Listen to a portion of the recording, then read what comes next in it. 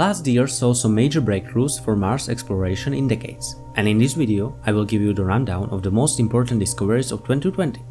Welcome to Mars Report by Vernum.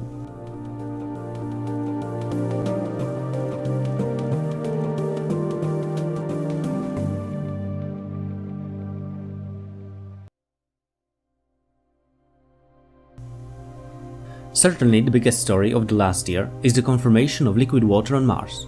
In September of 2020, scientists confirmed 3 underground reservoirs or lakes around the South Pole in the Ultimi Scopuli region. Although just barely liquid, this underground water is so salty that it keeps its liquid state even under the low atmospheric pressure. The salts of perchlorates form brine or briny water, which is 5 to 20 times saltier than seawater. Brine pools are of course also found on Earth, for example on the seafloor of the deep seas in Antarctic Ocean. The discovery is still hotly debated, since the formation of such lakes would require higher geothermal heat in the region than we currently observe. However, the lakes would be able to survive for several million years if there was some geothermal flux in the past.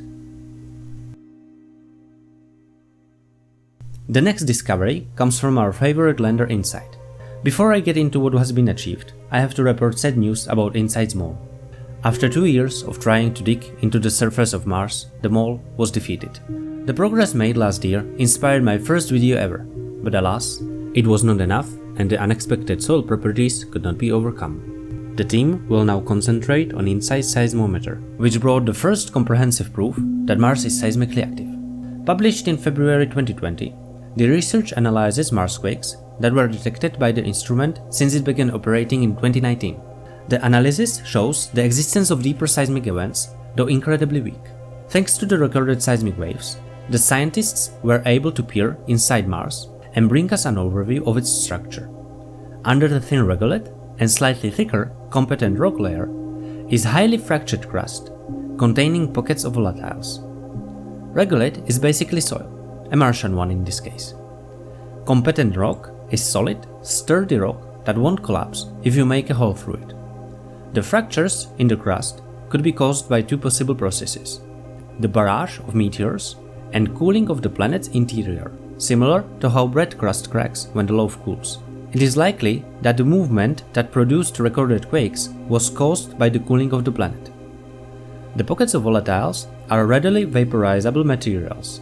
For example, in Earth's crust, this would be water and CO2. On Mars, it is likely to be perchlorates. Researchers were able to trace the epicenter of the 2 strongest events to Cerberus Fossae region, a region which is not only seismically active, it might be volcanically active as well.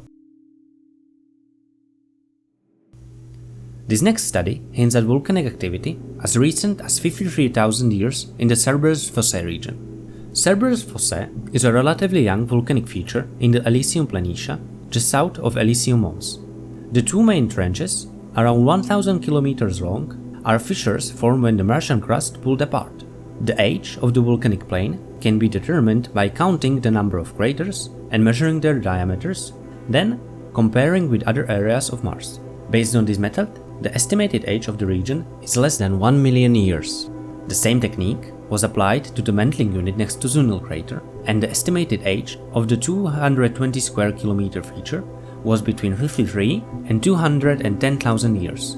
That might sound like a long time ago, but from a geological perspective, it could mean Mars is not so dead after all.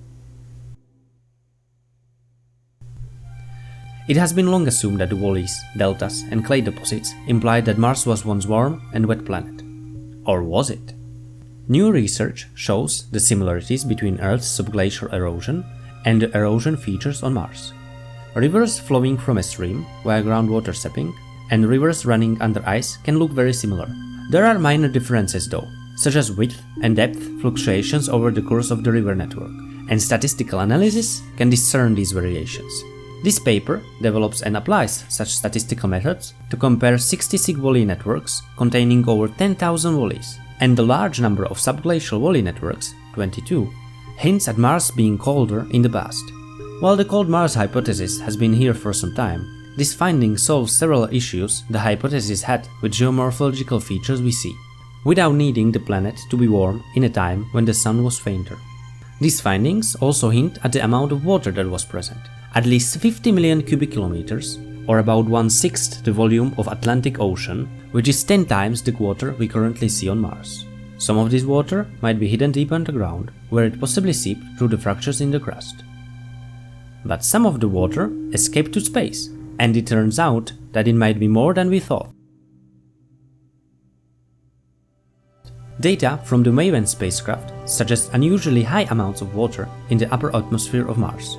It was assumed that water molecules could not reach Martian upper atmosphere, since the temperature drops with altitude, which causes the water to condense.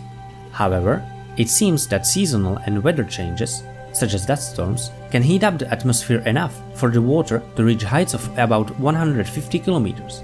There, charged particles quickly split H2O into hydrogen and oxygen atoms.